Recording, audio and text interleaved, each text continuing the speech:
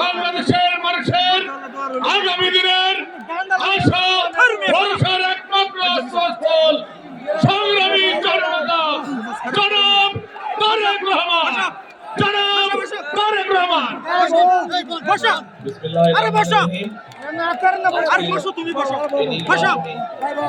সম্মানিত সভাপতি, আমার সামনে উপস্থিত কুমিল্লা এবং চাঁদপুরের বিভিন্ন জায়গা থেকে আগত প্রিয় ভাই ও বোনেরা, উপস্থিত মঞ্চে উপস্থিত নেতৃবৃন্দ, আমার সহকর্মীবৃন্দ, আসসালামু আলাইকুম। আসসালামু আলাইকুম। কেমন আছেন আপনারা? এই যে আমরা আজকে এখানে সকলে এত রাত্রে বোধহয় প্রায় 11টা বাজে এখন, তারপরে এখানে লক্ষ মানুষ এখানে একত্রিত হয়েছেন, এর একটি কারণ আছে। এই কারণটি শীতের রাত, শীত পড়েছে একটু, আমি সংক্ষেপে শেষ করে দিব। কি সেই কারণ? আপনাদের এখানে অনেক মুরব্বী উপস্থিত আছেন, আপনারা যারা তরুণ যুবক উপস্থিত আছেন, মধ্যবয়সী মানুষ বহু উপস্থিত আছেন। আপনাদের সকলেরই জানা আছে, মা বোনরা এখানে উপস্থিত আছেন, আপনাদের সকলের কম বেশি ধারণা এবং জানা আছে 1971 সালে, আচ্ছা ওনাকে একটু সরতে হবে,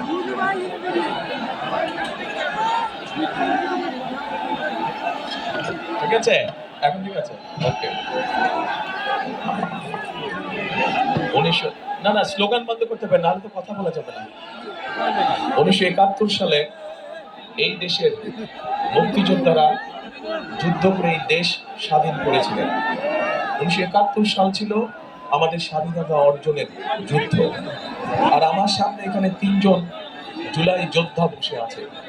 2024 সালের 5ই আগস্ট এরকম 3জন সহ আরো শত শত বিএনপি বাংলাদেশ জাতীয়তাবাদী দলেরই আরো 419 জন মানুষ শহীদ হয়েছেন। শুধু শহীদই হয়েছে বিএনপি, ছাত্র দল, বিএনপি, যুব দল, স্বেচ্ছাসেবক সহ আমাদের নেতাকর্মীরা। এর বাইরে আরো প্রায় হাজারের উপরে মানুষ আছে যাদেরকে হত্যা করা হয়েছিল সেদিন। কাজেই 71 সালে আমরা যে স্বাধীনতা যুদ্ধ করে আমরা যে স্বাধীনতা অর্জন করেছিলাম, 2024 সালে এই জুলাই যোদ্ধারা আমাদের স্বাধীনতাকে রক্ষা করেছে। এখন প্রিয় ভাই বোনেরা, এই স্বাধীনতাকে রক্ষা করার পরে এর তো একটা অর্থ থাকতে হবে, তাই না? অর্থ থাকতে হবে। আজকে এটা তো নির্বাচনী জনসভা। সাধারণত আমরা কি জানি বা কি দেখেছি যে নির্বাচনী জনসভায় যেই দল সভা করে সেই দল অন্য রাজনৈতিক বা প্রতিপক্ষ সম্পর্কে সেই দল বিভিন্ন রকম সমালোচনা করে, তাই তো নাকি? আচ্ছা, এখন আমরাও সমালোচনা করতে পারি। আমিও এখানে অন্য যে রাজনৈতিক দল আছে যারা আমাদের সাথে নির্বাচন করছে, আমিও তাদের সমালোচনা করতে পারি।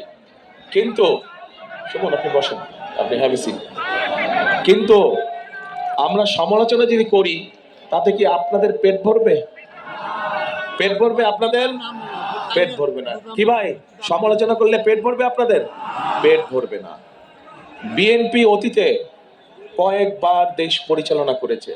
বিএনপি যখন দেশ পরিচালনা করেছে তখন বিএনপি নারীদের শিক্ষা ব্যবস্থা ফ্রি করেছে, স্কুল থেকে ইন্টারমিডিয়েট পর্যন্ত নারীদের শিক্ষা ব্যবস্থা ফ্রি করেছে।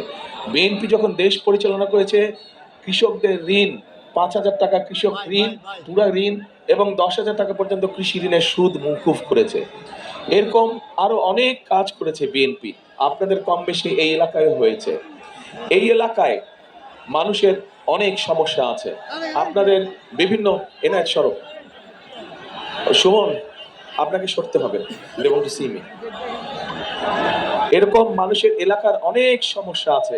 আপনাদের রাস্তাঘাটগুলো খারাপ হয়েছে, আপনাদের চিকিৎসা ব্যবস্থার অভাব আছে, আপনাদের বাচ্চাদের শিক্ষা ব্যবস্থার সমস্যা আছে। এরকম সমস্যা আছে না? আচ্ছা, তো আমরা যেহেতু বিএনপি দেশ পরিচালনা করেছে সেই জন্য বিএনপির অভিজ্ঞতা আছে কিভাবে দেশকে ধীরে ধীরে উন্নতির দিকে এগিয়ে নেওয়া যায়। বিএনপির অভিজ্ঞতা আছে যে কিভাবে দেশের নারীদের কর্মসংস্থানের ব্যবস্থা করা যায়, কিভাবে নারীদেরকে স্বাবলম্বী করা যায়। বিএনপির অভিজ্ঞতা আছে কিভাবে মানুষের জীবনযাত্রা নিরাপদ রাখা যায়। বিএনপির অভিজ্ঞতা আছে কিভাবে দুর্নীতির লাগাম টেনে ধরতে হয়। বিএনপির অভিজ্ঞতা আছে কিভাবে ছাত্রদের বা যারা তরুণ যুবক তাদের কর্মসংস্থানের ব্যবস্থা করতে হয়। প্রিয় ভাই বোনেরা, আজকে আমি এরকম কয়েকটি কথা আপনাদের সামনে তুলে ধরতে চাই, শুনবেন? আমার কয়েকটি পরিকল্পনার কথা, যেই পরিকল্পনাগুলো যদি আমরা ইনশাল্লাহ বাস্তবায়ন করতে পারি, তাহলে এই দেশের গ্রামে গঞ্জে শহরে খেটে খাওয়া মানুষ যারা আছে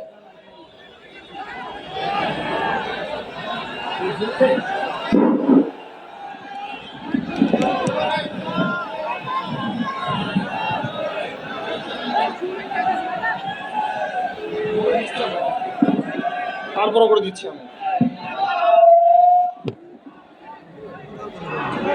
আমার কথা শুনতে পান? এখন আমরা পরিকল্পনা গ্রহণ করেছি। এই ভাই, তারেক তারেক করে লাভ নাই। তোমার চাকরি বাকরি দরকার, তোমার এলাকার সমস্যা সমাধান করা দরকার। তারেক তারেক করে লাভ নাই। এখন আপনাদের সামনে আমি সংক্ষেপে সেই পরিকল্পনা তুলে ধরব। কি সেই পরিকল্পনা? আসেন এবার। ফ্যামিলি কার্ডের নাম শুনেছেন? Family card, BNP family card দিতে চায়। কাদের কি দিতে চাই আমরা?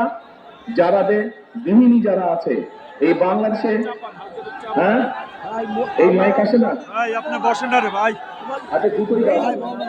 আগেরটা ঠিক ছিল? আগেরটা ঠিক ছিল?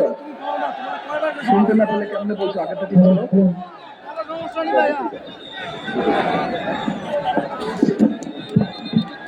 এখন ঠিক আছে? তো এখন কথা হচ্ছে যে আমরা তো রাজনীতি করি নাকি? আমার দলের নাম কি বলেন তো? বিএনপি। তো এখন আমার দলের নাম বিএনপি।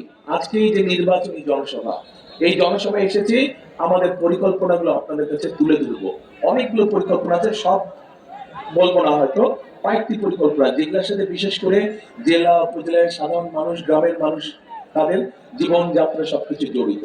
এখন আমরা যদি পরিকল্পনাগুলো বাস্তবায়ন করি তাহলে আপনাদের উপকার হবে। আর যদি আমরা পরিকল্পনাগুলো বাস্তবায়ন না করি তাহলে কি আমাদের উপরে আপনাদের আস্থা বিশ্বাস থাকবে? থাকবে না। তো এখন অনেক মানুষ আছে, অন্যান্য রাজনৈতিক দল, তারা বলছে যে বিএনপি এই যে ফ্যামিলি কার্ড দিবে বলছে, এটা একটা ধোঁকাবাজি করছে বিএনপি। আচ্ছা ভাই, আমার কোন তো আপনি এই যে আমার প্রার্থীরা আছে, সরকার যখন ফ্যামিলি কার্ড দেওয়া শুরু করবে, আস্তে আস্তে আস্তে ফ্যামিলি কার্ড দেওয়া শুরু করবে, আমরা প্রথমে গ্রাম থেকে শুরু করব। গ্রামের যারা খেটে খাওয়া মানুষ আছে তাদের পরিবারকে আমরা এটা দেবো। তো এখন আপনারা এই মানুষগুলা কি ধরবেন না? কই ফ্যামিলি কার্ড কই দিবেন? যে বললেন ফ্যামিলি কার্ড কই, তো লস কার হবে? লস বিএনপির হবে না? তো বুঝে শুনে কেউ নিজের লস করে? তো ভাই আমরা কেন মানুষকে টাকাতে যাব? যুক্তি আছে কোথায়? আচ্ছা, এখন এই ফ্যামিলি কার্ড থেকে সংক্ষেপে বলি আমি। এই ফ্যামিলি কার্ডটার মাধ্যমে আমরা এই দেশে যারা গৃহিণী আছে, গ্রামে গঞ্জে শহরে যারা পরিবার আছে, সেই পরিবারগুলোকে সারা মাসের জন্য যে দিব তা না, তবে মাস তো 4 সপ্তাহ নিয়ে, তাই না? এই 4 সপ্তাহের মধ্যে অন্তত 7 থেকে 10 দিনের জন্য তাদের পরিবারের কম বেশি 5 দিন হোক 7 দিন হোক একটা সহযোগিতা আমরা করতে চাই সরকার থেকে। যেই সহযোগিতা করলে পরে পরিবারের উপরে অর্থনৈতিক চাপটা কম হবে, মাদের জন্য, বোনদের জন্য তাদের সংসার চালাতে একটু হলেও সুবিধা হবে। এইটা আমরা কাজটা করতে চাই এবং আমরা মনে করি আমরা যদি কয়েক বছর ধরে এই পরিকল্পনাটা ধীরে ধীরে বাস্তবায়ন করতে পারি তাহলে এই দেশের এই কুমিল্লা চাঁদপুরের এলাকার নারীরা কিন্তু শিক্ষিত, কিন্তু শুধু শিক্ষিত হলে তো হবে না, সাথে সাথে তাদের জন্য স্বাবলম্বী হতে হবে, তাই না? তাদেরকে স্বাবলম্বী হতে হবে। আমাদের খালেদা জিয়া, দেশনেত্রী খালেদা জিয়া কি করেছিলেন? এর আগে উনি যতবার দেশ পরিচালনা করেছিলেন উনি নারীদের শিক্ষার ব্যাপারটা ফ্রি করেছিলেন, একদম ক্লাস 1 থেকে ইন্টারমিডিয়েট পর্যন্ত, জানেন এটা? আচ্ছা, এবার আমরা সেই নারীদের, এটা কিন্তু 20 বছর আগের কথা বলছি আমি, এই 20 বছরে তো যেই মেয়েদের আছে, নারীরা আমাদের শিক্ষিত হয়েছে, তারা তো বড় হচ্ছে, নিজের সংসার হচ্ছে, তাই না?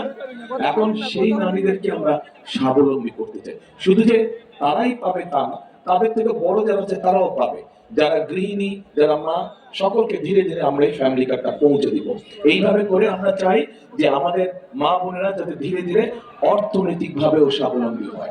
এর আগে বিএনপি পরিকল্পনা করেছিল শিক্ষিত করা, সেটা আলহামদুলিল্লাহ মোটামুটি অনেকাংশে সফল হয়েছে। এখন আমরা যেটা করতে চাই, আমরা দেশের নারী সমাজকে অর্থনৈতিক ভাবে স্বাবলম্বী করতে চাই। কারণ এখানে বিয়ে শাদী করছেন কে? হাত তুলেন তো। সবাই বিয়ে শাদী করছেন। এখন যারা সংসার করছে, আপনি বসবেন না একা স্ত্রী বা স্বামী একা সংসার চলতে পারে? পারে না। দুইজনের সহযোগিতা লাগে না, একজনকে আরেকজনের সহযোগিতা করতে হবে। এখন স্ত্রীর জন্য যদি সরকার থেকে একটা ব্যবস্থা করে, তাহলে তো আপনার জন্য সুবিধা, আপনার জন্য সুবিধা, আপনার উপর চাপ পড়লো, এই কাজটি আমরা করতে চাই। এখন বলেন, আমার এই কথাগুলো ভালো লাগলো না খারাপ লাগলো? ভালো লাগলো? আচ্ছা ঠিক আছে, এবার আসেন আরেকটা বিষয় আলোচনা করি, আরেকটা পরিকল্পনার কথা বলি।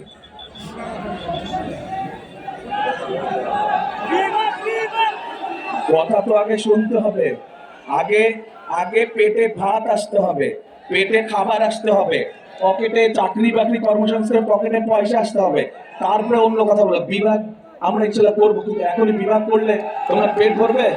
পেট ভরবে।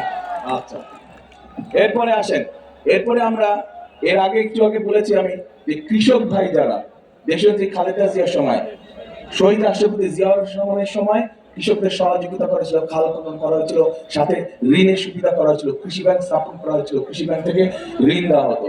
দেশনেত্রী খালেদা জিয়া যখন আসলেন দেশ পরিচালনার দায়িত্বে, তখন উনি কৃষি লোন মওকুফ করে দিয়েছেন, 5,000 টাকা পর্যন্ত ঋণ মওকুফ করে দিয়েছিলেন। মনে আছে আপনাদের? তোমরা যারা এখানে সামনে ইয়াং ছেলে মেয়ে দাঁড়াচ্ছ, তোমাদের ছেলেরা দাঁড়িয়েছো, তোমাদের হয়তো মনে নাই, এটা 20 বছর আগের কথা।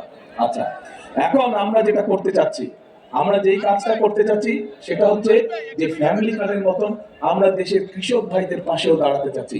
প্রান্তিক কৃষক, ক্ষুদ্র কৃষক, মাঝারি কৃষক, এরকম যারা বড় কৃষক তাদের পাশে যাবো, একটু পরে যাব, তারা তো বড় কৃষক।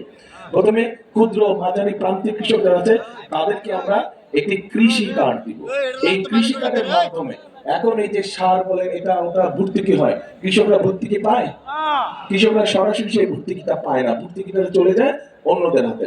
আমরা চাই কৃষকদেরকে ধীরে ধীরে ধীরে ফ্যামিলি কার্ডের আওতায় নিয়ে আসবো, নিয়ে এসে কৃষকদেরকে আমরা সরাসরি সার, বীজ, কীটনাশক, তার যেই বীজ দরকার, যেই ফসলের বীজ দরকার সেটি তাদের কাছে সরাসরি আমরা পৌঁছে দিব।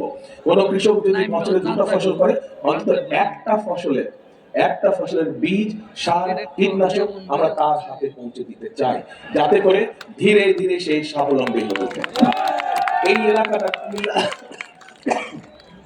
এই এলাকায় বহু জায়গা আছে যেখানে মানুষ আগে চাষবাস করতো, কিন্তু এখন চাষবাস করতে পারে না পানির সমস্যার কারণে, তাই না?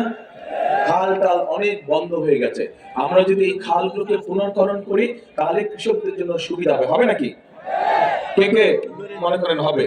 আচ্ছা, আমরা এখন খাল খনন কর্মসূচি শুরু করতে চাই। আপনাদের ভোটে 12 তারিখে ইনশাল্লাহ, আপনাদের ভোটে বিএনপি নির্বাচিত হলে পরে, সরকার গঠন করলে পরে ইনশাল্লাহ আমরা খাল খনন কর্মসূচি করব।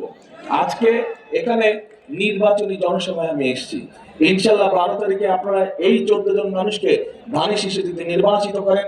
বিএনপি সরকারে গেলে আমি খাল কাটা, কুমিল্লা এবং চাঁদপুরের বিভিন্ন জেলায় গুরুত্বপূর্ণ খাল, সেই খাল প্রকল্প খাল খনন প্রকল্প উদ্বোধন করতে আসবো। কে কে আমার সাথে যাবেন খাল কাটতে? সবাই যাবেন খাল কাটতে?